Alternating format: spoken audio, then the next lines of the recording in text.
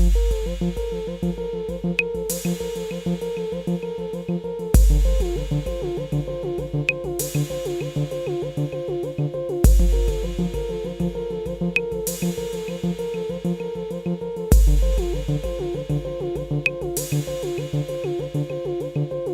sælir kæru víkingar, það eru mikil tímamót hjá okkur nú á dögunum þegar Arnar Gunnlaugsson, þjálfari okkar til síðustu 7 ára, var ráðinn landsliðsþjálfari Íslands. Mikill heiður sem að honum auðvitað aðhlust þar og sömuleiðis okkur og við þurfum að sjálfsögða að kveðja okkar mann eftir það sem að hefur verið sigursælasta tímabil í sögu knattspyrnudeildar Víkings og hefur auðvitað verið afskaplega skemmtilegt og það var ekkert annað hægt en að ræða aðeins við manninn og fara svolítið yfir farinn veg.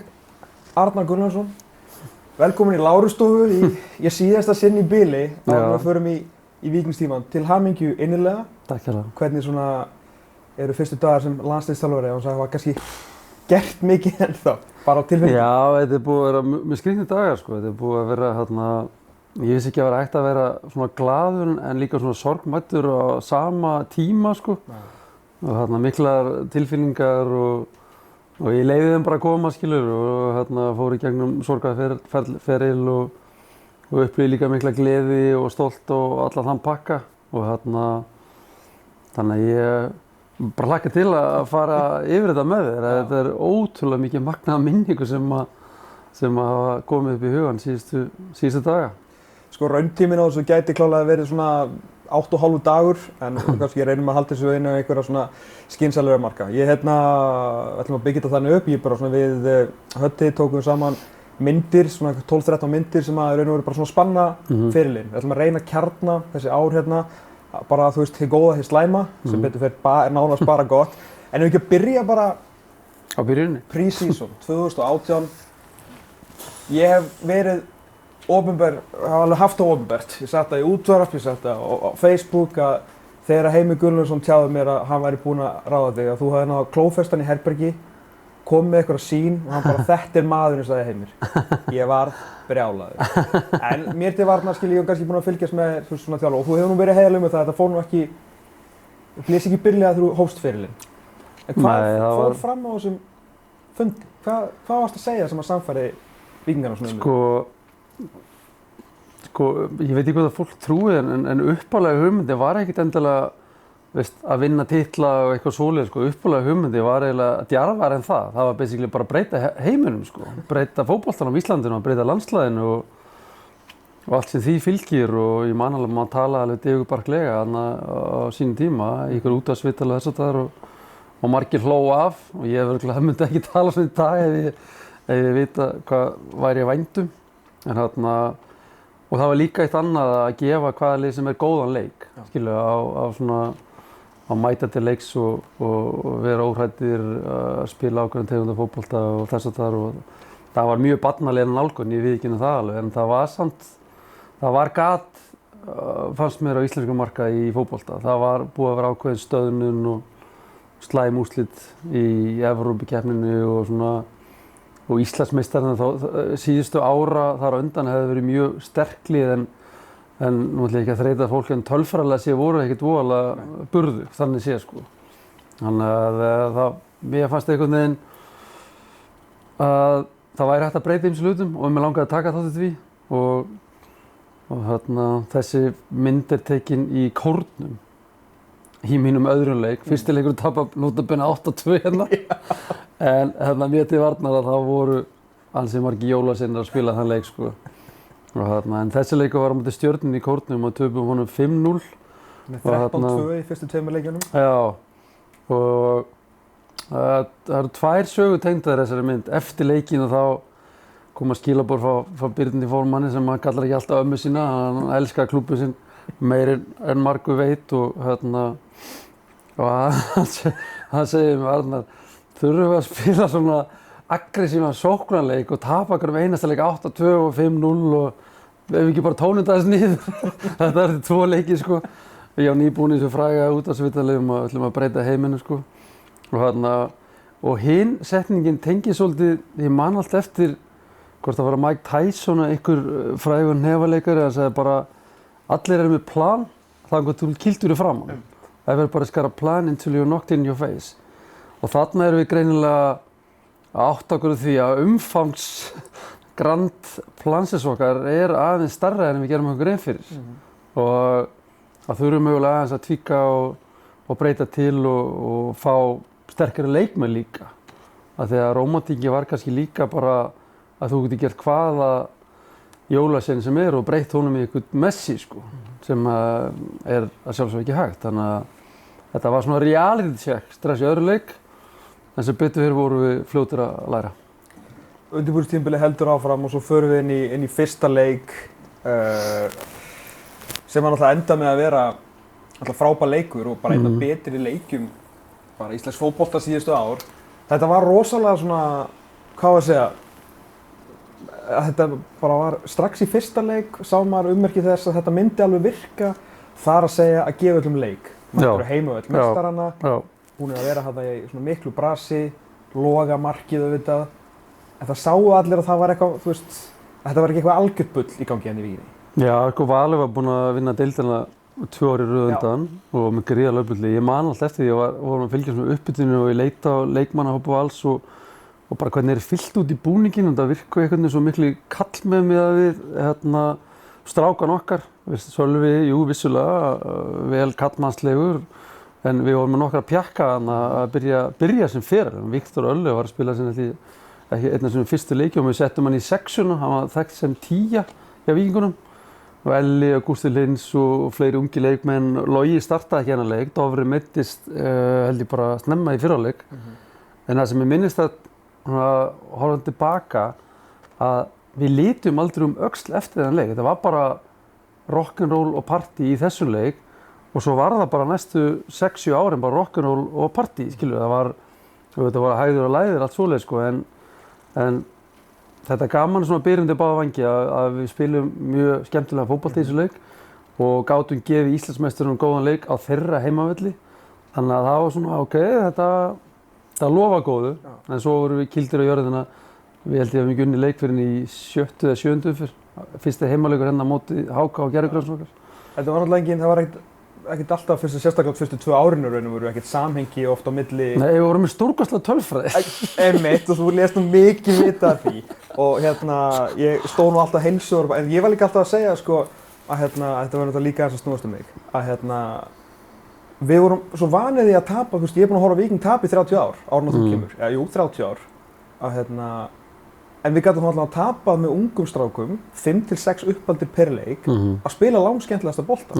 Það er þó alltaf eitthvað annað og meira heldur en að vera bara með einhverja aðkomumenn að tapa. Já, ég held að, ég hef alltaf talað að knattspyrnuáhugamenn og fleiri eru miklu klárar sín íþrótt heldur en nokkur annar áhugamaður íþróttir. Og ég held að þeir hafa svona séð mikið hvað var í gangi, þeir mættu vel á leiki og voru að spjalla sín á milli og það var ákveðin sigur í sjálfu sér að fá menn til að trúa því áfram að það væri einhver ákveðin vegferð að hefjast.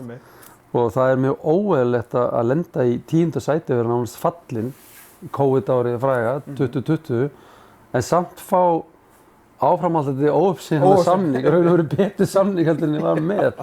Maður bara, en það segir mann að fólk var svona vel meðvitað hvað var að gerast og það þurfti.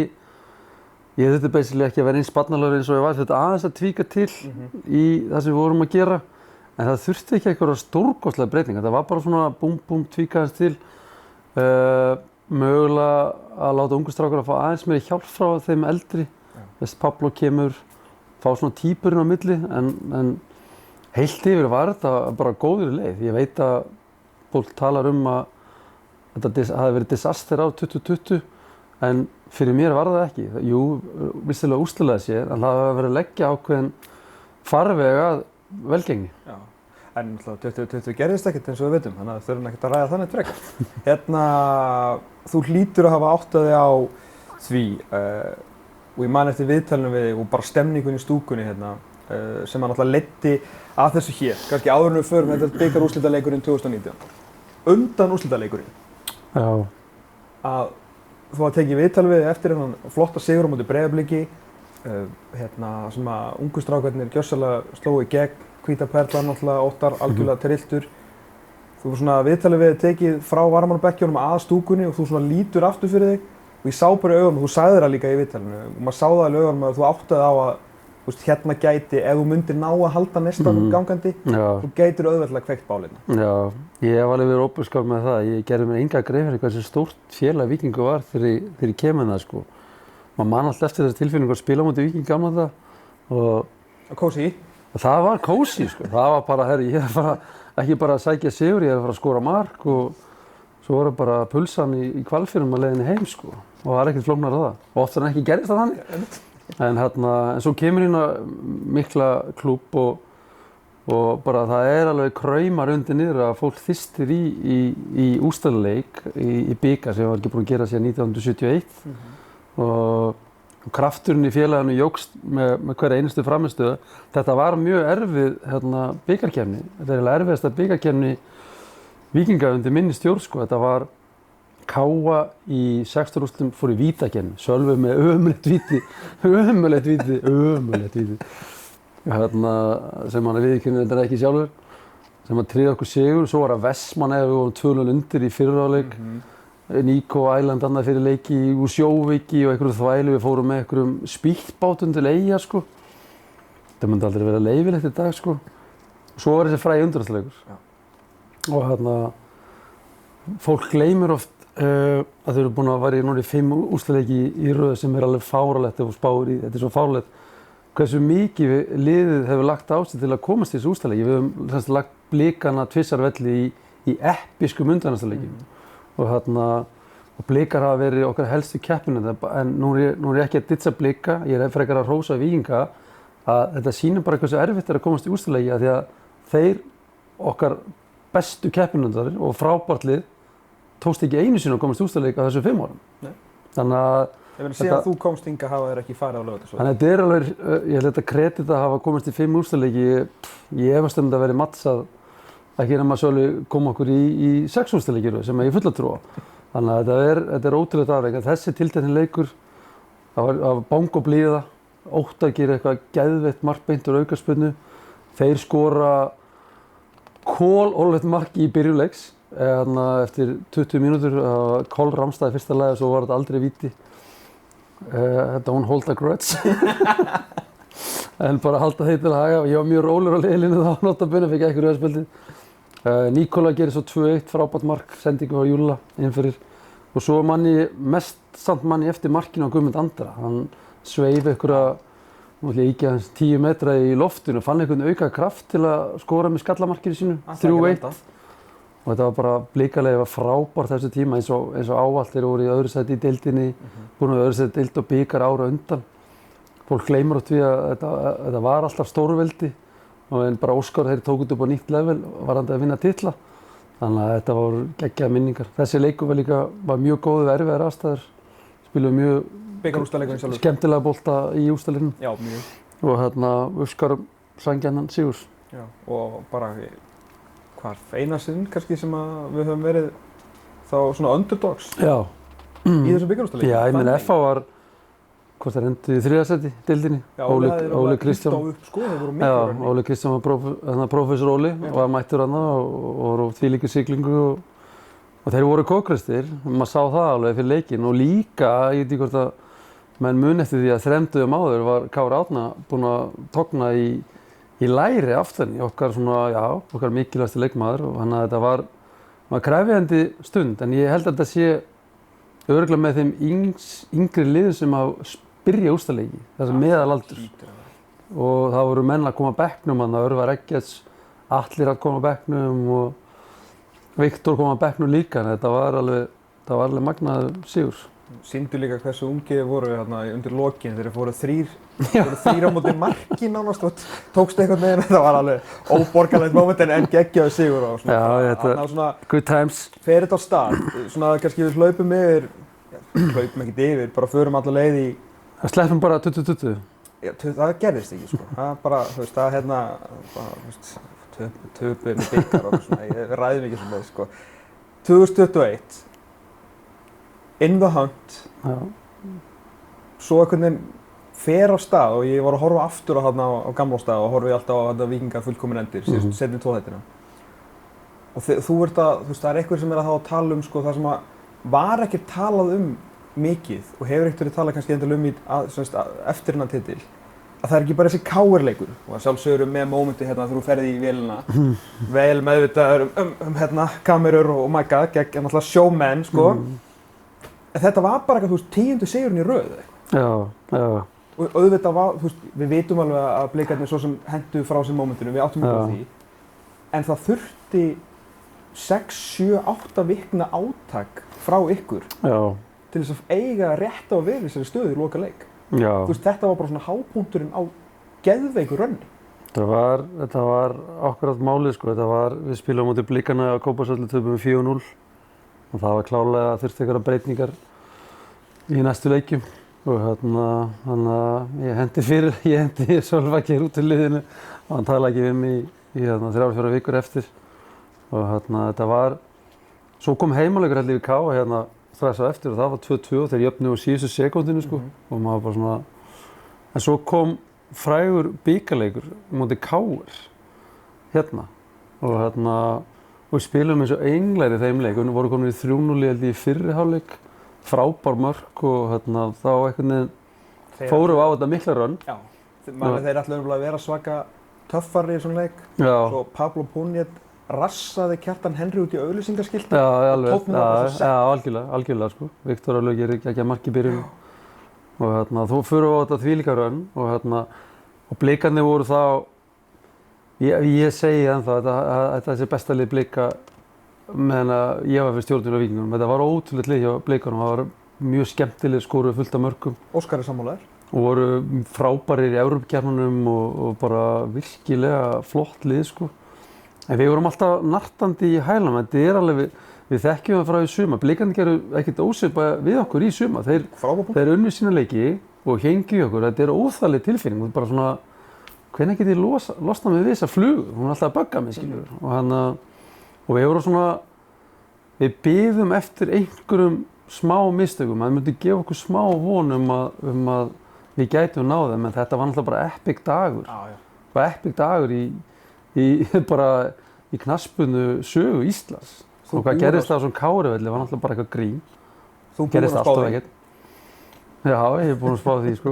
Það gerðist bara allt í þessu leik og þarna í þessu mómenti þá erum við búin að frétta með hvað að gerast í Kópavogsvelli. Þetta náttúrulega tekur langa tíma, vítið og aðdragandinn og allt því fylgir, þannig að leikurinn er búinn.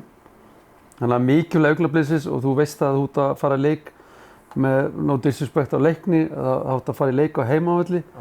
Ég ætla ekki að segja að þú ert nánast búinn að tryggja titilinn, að þetta var leikurinn sem fór langlega með þetta, þannig að sem lýsir kannski þessu augnabliki. Já.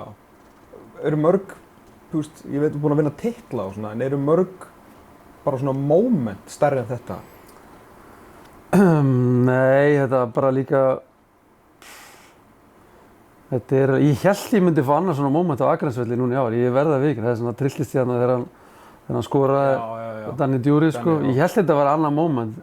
Og ég man eftir, ég ætlaði að bulla eitthvað í viðtölum eftir þann leika, nú var þetta bara komið, þetta var svo alltaf bara hefði slakað þess á, sko, betur fyrir fór ekki þá leið, sko. En ég held að það hafi verið annars svona moment, það var svo eitthvað augljóst eða okkur við vorum búin að herkja út sigra með laska lið bara leik eftir leik, sko, og Valsvöllurinn og þess að dæmi, sko. En þetta stendur augljóslega mjög hátt uppi, sko. Og mjög lýsandi einmitt sem að Sölvi segir í þessari fínu mynd fullkomin endir að þegar Ingvar vítið, það eru 8 víkingar mættir í markteginn. Já. Þú veist, bara vissum að verja þetta. Já. Þetta var ekki bara, þú veist, góður fótbolti og svona, það var brjálu trú. Já, bara algjörlega, sko. Bara eina sem ég hef aldrei fengið að vita, var þetta vítið ekki vítið? Kári Þór aldrei að viðurkenna hvort þetta farið í hendina á honum, en svo kemur Nikolaj og hann bara, þetta bóttið vítið og maður bara svona, veist, þetta fá bara ljósið á Kára og spurði bara, komstu með hendinu ekki? Af því ef hann hefði gert það, þá var það galið. Já, ég lenti náttúrulega í lagaflækjum út af þessu öllu saman, þannig að þetta var aldrei hendi. Þessi betur fyrir þá kannski var þetta hendi vítið það, því annars hefði aldrei fengið þessa dramatík í loki. Einmitt. Og það náttúrulega leiðir að svona þessum tveimur hér, maðurinn sem ætlaði ekki að hafa leikinn af, herra Víkingur, Halldór Smári Já, vá maður. Og svo bara að lyfta á titlinu. Sko, ég var bara, sjá framan í Halldór Smára fyrir leik og sérstaklega í hálfleik. Ef við höfum í hjartastfyrirtæki þá hef ég verið með það bara haldandi hérna í annarri hendinni sko. Hann var náfölur en samt þetta var eitt besti leikur hans í sögu klúbbsins og hann einhvern veginn náði að halda einbeitingu og fókus á verkefnið. Varnarleikurinn, ég held að þetta að vera lægsta XG bara í sögu Víkings undir minni stjórn í þessum leik. Það var held ég 1 skot á leiknum og það kom lengst utan á í hliðalínu, var nánast við hotfána líka við. Þannig að þetta var ótrúlegur dagur, ótrúleg frammistaða, geggjum mörk og bara frábært dagur í alla staði sko. Frábært fyrir Halldór Smára líka. Hann eitthvað svo einlægur á þessari mynd. Já, þetta var erfiður dagur fyrir erfiðar en góður sko. En hvað þú að hugsa, þú veist, einhvern tímann þegar þú kemst í ró, hvort sem það sé seinni kvöldið eða daginn eftir, 2 dögum eftir, bara einhvern veginn þegar Riki sest. Ég veit og við höfum kannski eftir að ræða svo sem bikarúrslitaleikurinn þetta árið ekkert, náttúrulega bara smá formsatriði, menn voru bara hrikalega góðir. En þú ert búinn að vinna þarna bikar, þú ert búinn að, þú veist, koma leikmönnum út í aðdun, þú ert búinn að tjekki svolítið mörg box væntanlega því sem þú ætlaðir að gera. 2-3 dagar líða og þú áttu að því að þú ert orðinn Íslandsmeistari sem þjálfari.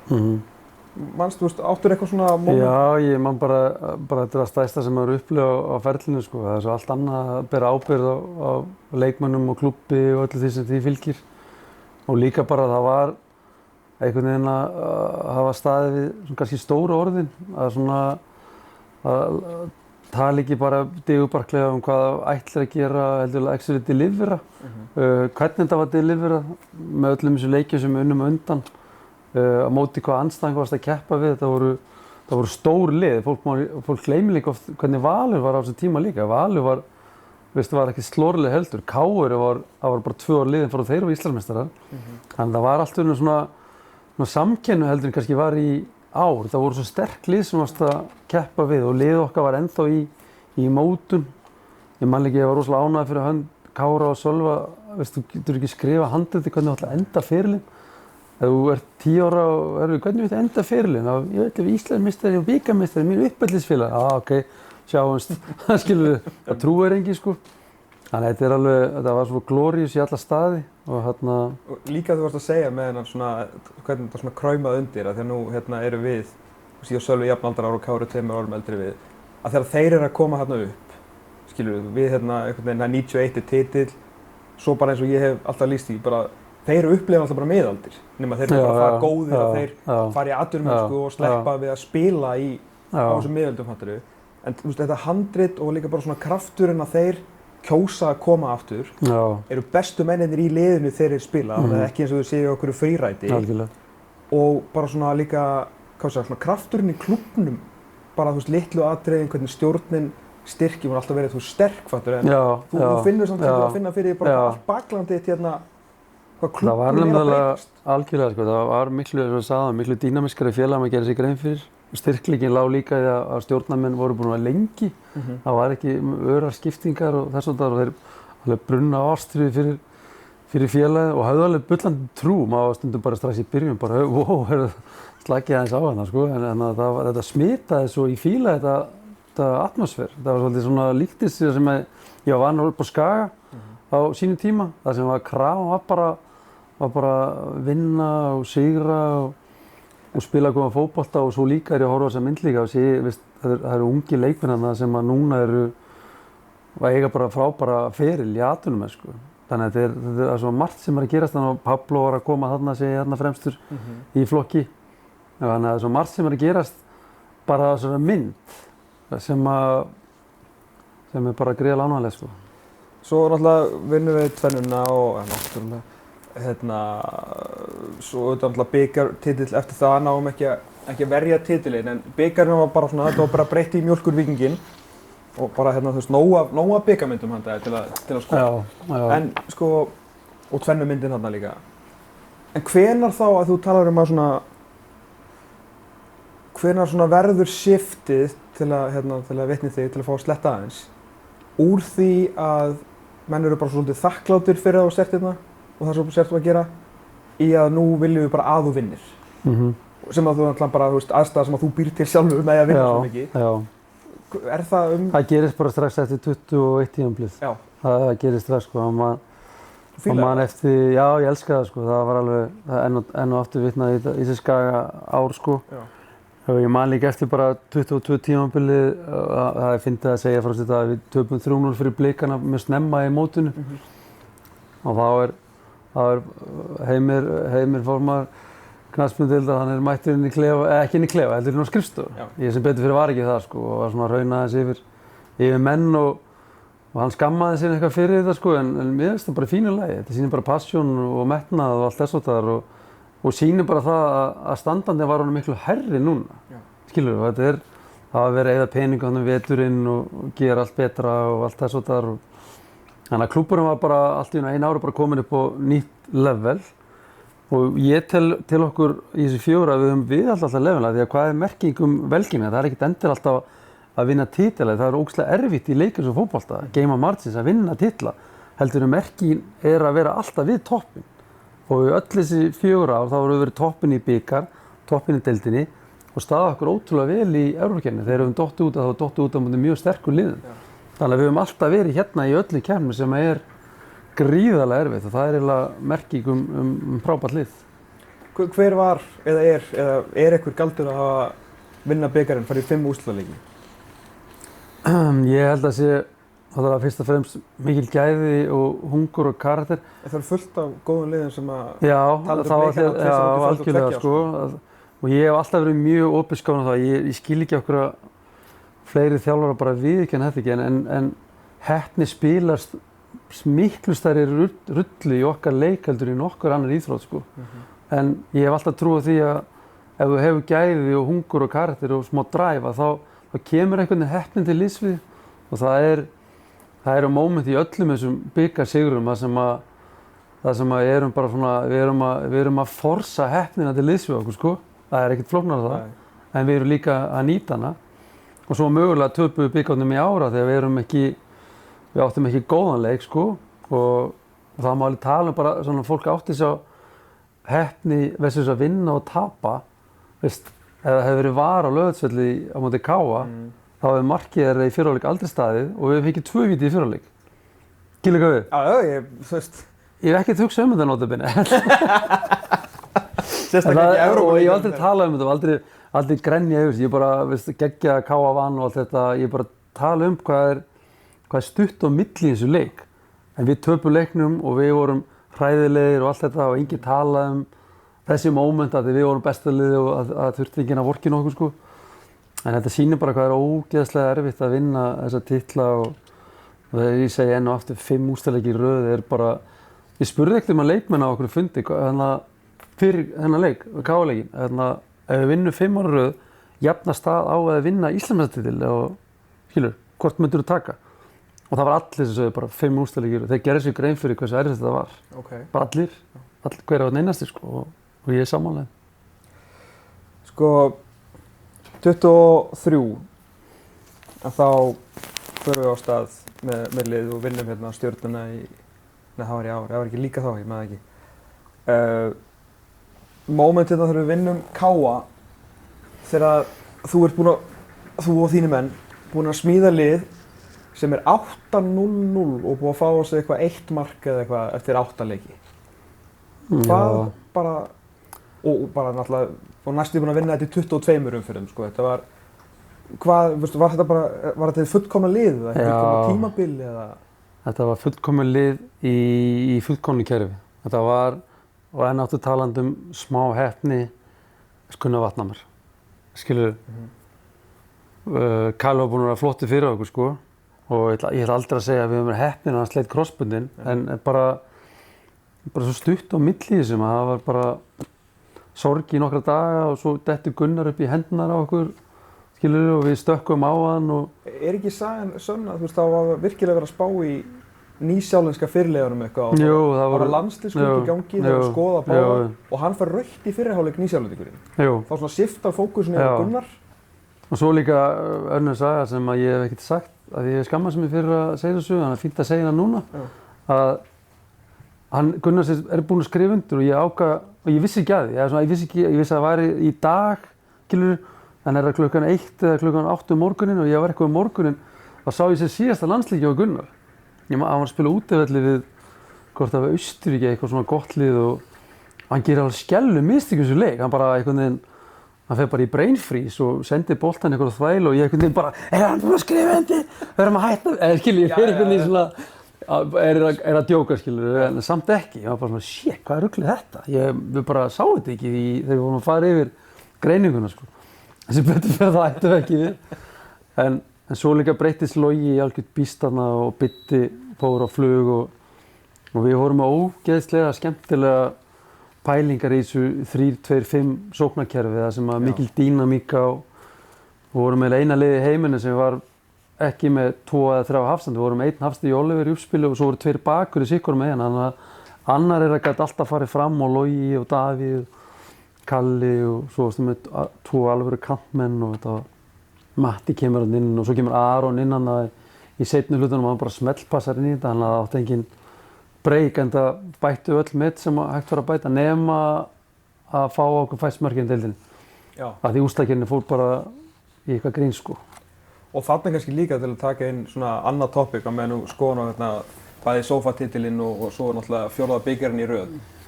En svona þarna náttúrulega springur Logi út endanlega, verður það sem allir vissi hann geti orðið og Biddi.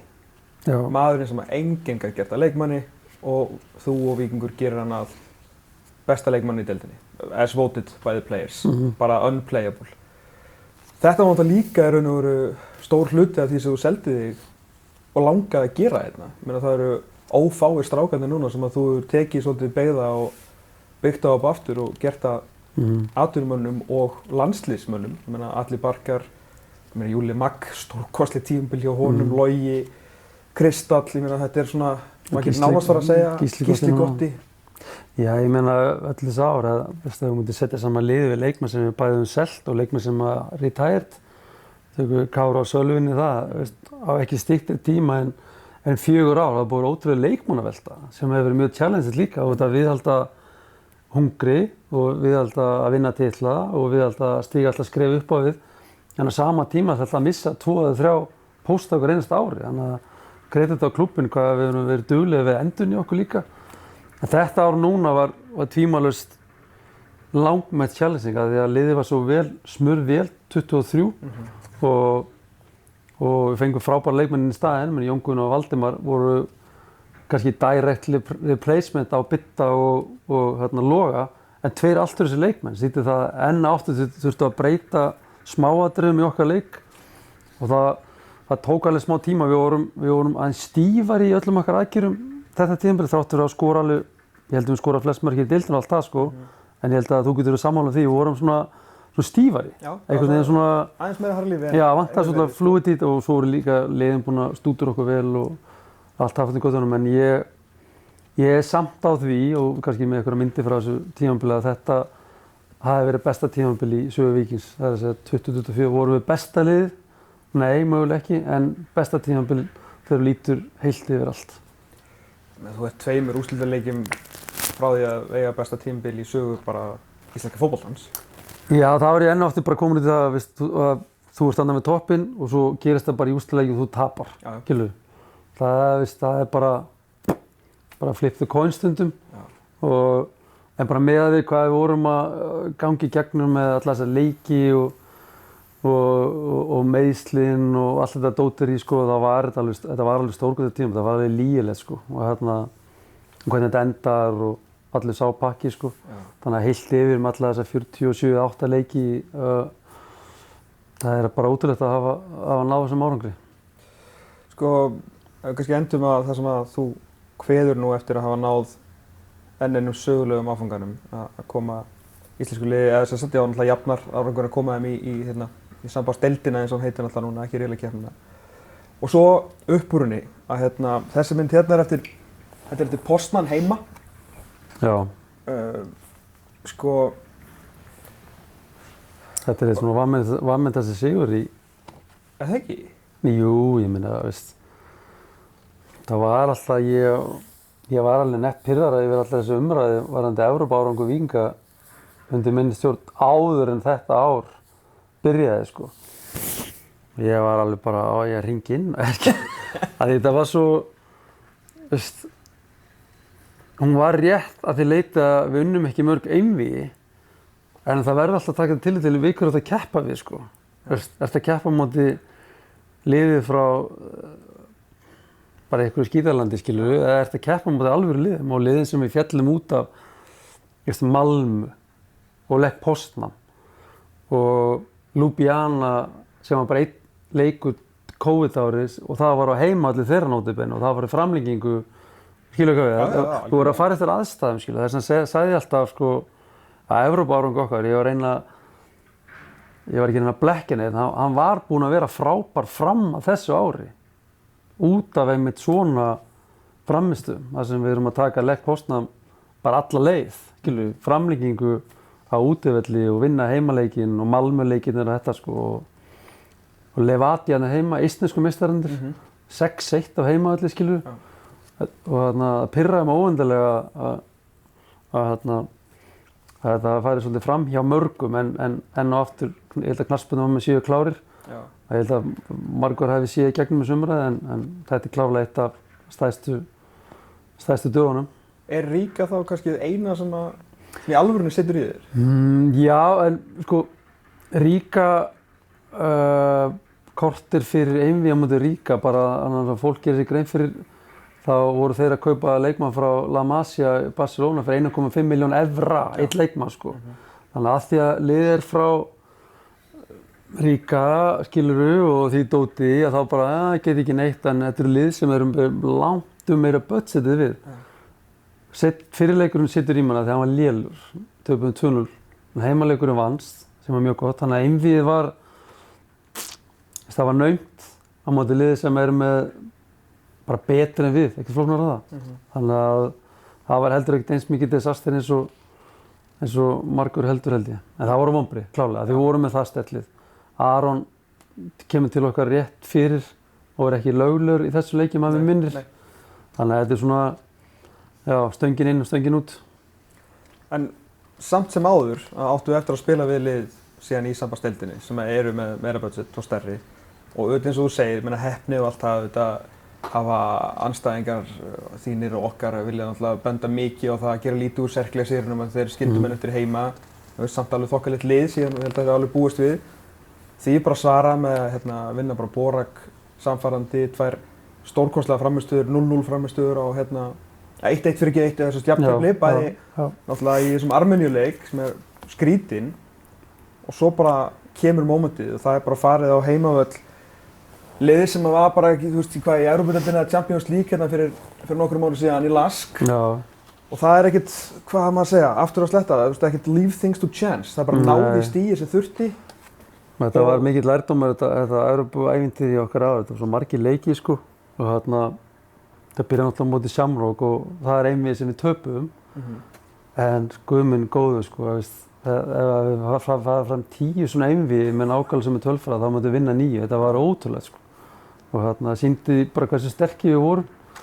Svo ertu með talandi heppni, víti hann í lokinn og það var versta moment sem ég upplifði á knattspyrnuferlinu. Það var bara, ég ætla að skilja við þig og þú ert að fara út núna á eftir, skilur. Má ég taka saman fötin mín? Nei, bara fara út núna. Það er Níko klúrar og svo bara flautað af. Og þú bara svona, veitu hvað er að gerast? Þannig að þetta er alveg, það tók alveg smá tíma að meðtaka þessi vonbrigði og það sást í næstu leikjum eftir. Við vorum hérna á heimavelli, held ég við tapa móti Albönunum, ekki? Töpum með 1-0 í næstu umferð eftir. Og svo var útileikurinn út í Albönum sem er fyrirfram talið virkilega erfitt vígi. Þetta er gott lið og hvað það fara að sækja sigur? Það er eitt að reyna að verja eitthvað, náða að halda hérna 0-0. Það var frábær frammistaða, 2-0. Það geggjaði þeim leik þegar við vorum byrjað að tefja og þeir orðnir brjálaðir, sko. Já, nákvæmlega. Við vorum bara lendið í alls konar leikrænum atburðum öllum þessum leikjum, sko. Leiðilegt, náttúrulega Pablo hrikalega. Hann slítur krossbundið í þeim leik sem var alveg glatað. Rétt aðeins í Shamrock, hvernig var klefinn? Það var bara eins og klefar eiga að vera eftir slæman ósvöru, bara þögn. Menn voru bara í sjokki, það var bara... Ég var ekkert vissum að Níko myndi bara hafa þetta af. Nei, þetta var, við ræddum saman hann kvöldið þarna, skilur, bara í dinnetnum í kjölfarið, sko. Þetta er erfitt moment, sko. Þetta er alveg, þér finnst bara eins og heimurinn segja hrynja skilur og trúir þess ekki og líka það og sást fram að það að þessi Champions League path er náttúrulega lang líklegust til árangur sem að komast í riðlakeppni, sambandsdeildina eins og Blikarnir sýndu árið undan. Þannig að við þurftum góða frammistöður á móti Egnatia og Flora og svo enn áttu talaði heppni og ég segja bara blákalt, það er heppni að fá lið frá Andorru í 4. umferð. Bara tölum bara íslensku. Þarftu að sína frammistöðu og klára það leiki? Já, klárlega þetta að gera það. En ef við búðum með lið í Andorra frá fyrir móti í 4. umferð til að komast í sambandsdeildina sjálfa, ég held ég hef tekið sko. Það kannski kemur þá líka upp á móti að fá, þú veist, Malmö og Leds, sko, þú veist, til þess að fá aldrei sénsinn. Já, það voru bestu liðin á þeim tíma sem við gátum sloppið við. Og þannig að við bara þroskuðum svo mikið eftir þessi leið á Evrópudeildina. Fórum aftur í smá vitleysum móti Kýpur sem var samt ekkert slæmuleikur í svona 80 mínútur. En lærdóman því hvað við vorum fljótir að meðtaka, svo kom þessi Cercle Brugge-leikur í skildi þessu umræðu sem að okkur er leyfilegt fyrir atvinnumannalið að nota afsakanir þegar einhver leikmann vantar. Þess að vantaði okkur 36 leikmenn einhvern einsta leiki í sumar og haust. En gamla góða Víkingar gat aldrei notað það afsökunar og við gerðum það aldrei, ég þoldi það ekki sko. Þannig að bara í þessu leik á móti Cercle Brugge þá vantaði okkur í hvað marg leikmenn sko. Þannig að ég bara einhvern veginn bara bla bla blebli sko, bara blés og það þvælu og þetta var bara stórkostlegur sigur. Frábær leikur, vorum feimnir á barnalegir í korter, en eftir að Ari skorar að þá var þetta bara geggjaður Evrópusigur, einn af þinn stærstu. Þú búinn að minnast nokkrum sinnum á svona skoti í okkar áttir og svona. Þetta var svolítið fljótt að gerast að við urðum svona einhvern veginn, svona hvað var að segja, ég man alltaf eftir þessu með FH. Já. Það var allir svo ánægðir bara einhvern veginn að KR var ekki að vinna. Já. Þannig var allir sama. Svo var að vinna þetta 5 ári röð og allir föttuðu að Davíð Þór var óþolandi. Ég segi þetta í gríni, ég elska Davíð Þór sko. Það var svona, getur ekki að fara að hætta að vinna. Já, og þá svona urður svona frekar heitið sko. Já. Tók rosa skamma tíma hjá þér einhvern veginn. Já. Ég held þetta sé bara svaka heiður. Þetta er bara, þetta með City núna hlakkar í öllum skilur. Þetta er bara... Fólk er bara í algjörðu misskilningi að það færi taugarnar að það, sko. Já, nei, þetta er svaka heiður, sko. Þetta er bara þessi setninganna, hún var ekki fundin upp að ósækju, sko, það er kallt á toppnum, sko. Og það náða bara að vera, sko. Það eiga allir að vilja vinna meistaranna og svo er maður kannski aðeins svo hreinskilinn í fjölmiðlum og það er kannski sumir bara, djúlir hún þreyttur þessum, sko. Ég skil það alveg mjög vel, sko. Ég skil alla þessa punkta og allt þetta, sko. Og bögga mig ekki neitt, þetta var bara heiður. Og þetta þýddi það að við vorum á toppnum. Bara plain and simple. Það vilti ekki vera þar.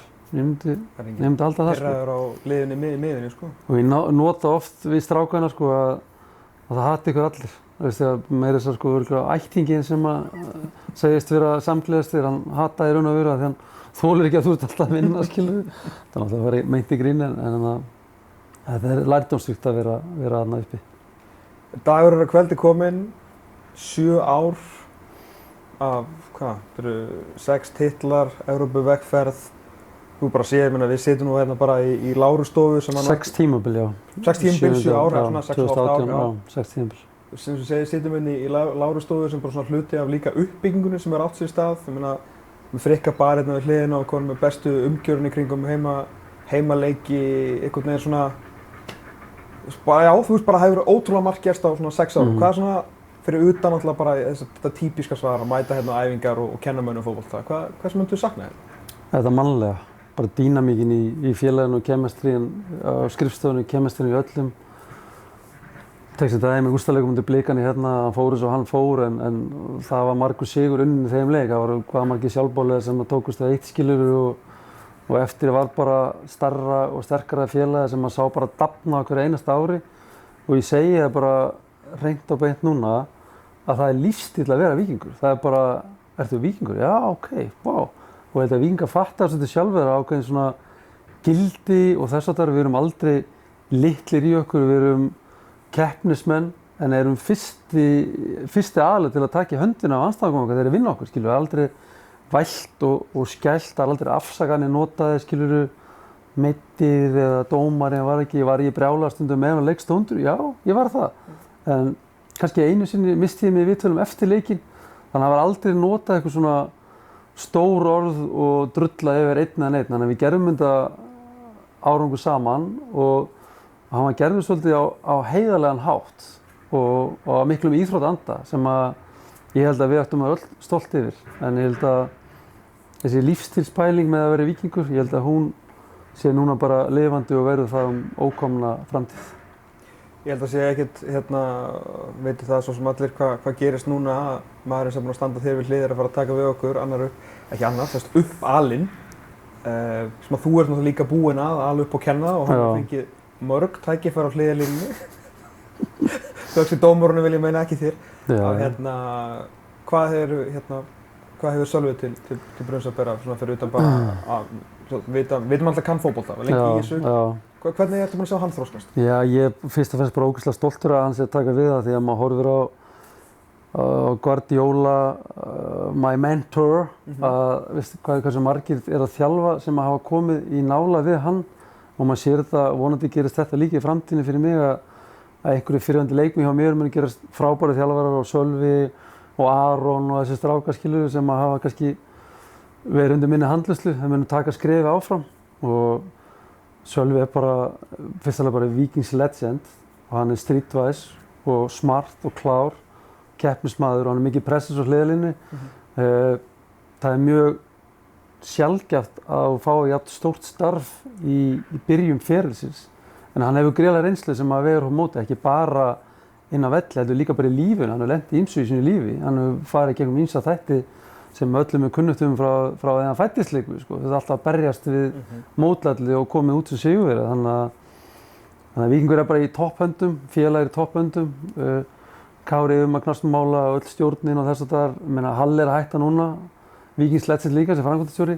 Það kemur bara nýr maður inn og klúbburinn mun halda áfram að vaxa og dafna og ég er ógeðslega ánægður með að Víkingur er á geggjum stað núna, þegar þessi skilnaður á sér stað, sko. Það er svo mikilvægt fyrir mig og ég tel að ég vil merki mikla velgengni hvernig þú skilur við klúbbinn. Veist, er hann í rústi eða er hann vel í stakk búinn til að halda velgengni áfram og ég hef ekki vonað öðru en að Víkingur verði í fremstu röð bara ókomna framtíð. Nei, við vonum það og við förum að slá botnin í þetta. Vissulega er Ísland það er kannski ein spurning í lokin. Þegar þú ætlar að taka við landsliðinu þegar þú verið gamall maður. Já. Heldur það kannski bara meiri líkur að koma hingað þegar þú verið gamall maður? Sko, ef er eitthvað í fótbolta sem ég les, sko, það you never know, sko. Nei, you never know í fútból, sko. En, sko, talandi handritið sem að Kári og Sölvi skrifuðu þegar þeir voru 10 ára, sko. Handritið mitt var actually örugglega að taka við landsliðsjópunni og væri 65 ára. Þú ert búinn að eiga félagslega fútból, sko. En svo kemur kannski þetta stóra starf upp í hendunar og þú getur ekki ráðið hvenær þú tímalína er, sko. Að þá ertu annarkvæmt bara þetta svar eftir tilbúin eða ekki tilbúin, sko. Þannig að ég held að svarið hafi verið augljóst. Já. Það er auðvitað Íslandi það lítið að þú náttúrulega ert, Víkingar eru það heppnir að þeir munu rekast á út í verslun og svona og þakka þér fyrir. En ég held að sé mjög erfitt að koma í orð hversu þakklátt við erum fyrir þín störf hérna og þín ár. Þetta náttúrulega hefur bara verið unbelievable, bara frá miðöldum upp á toppinn á 6 árum, eða ekki einu svona 6 árum, sko, á 3 árum. Þetta er bara unbelievable. Þannig að fyrir hönd þeirra Víkingar sem að ná einhvern veginn ekki utan þig á næstunni, það er bara að segja frá dýpstu hjartans rótum, takk. Takk innilega. Bara breyttir félaginu. Takk sömuleiðis, sko. Ég held að við höfum hitt hvort annan á nákvæmlega fullkomnum tímapunkti í okkar lífum, sko, 2018. Ég náttúrulega var 2017 líka, en svona 2018 aðalþjálfari. Því þá var ég bara ennþá lost, skilur, bara í lífinu líka, bara hvað ég ætla að verða þegar ég var stór, 45 ára gamall, sko. Og Víkingur var líka svona, veist, ég var ekki endilega ákveðinn að það verið eitthvað þjálfari, skilur, þannig séð. Bara give it a go, maður langaði að gera þetta og eitthvað svoleiðis, en var smá lost, viðurkenni það alveg, og Víkingur var smá lost líka, þannig að ég tel að við höfum svona mæst á fullkomnum tímapunkti í okkar lífi og gert líf okkar beggja miklu betra. Tóki Pop skrifaði árið á Disco Bar með hjörtun okkar brotin bæði tvö. Já, ég meina, Ef við erum í alveg tala, það var, Víkingur var svona going nowhere og ég var going nowhere og small þetta bara. Geggjað. Takk fyrir það. Takk sömuleiðis.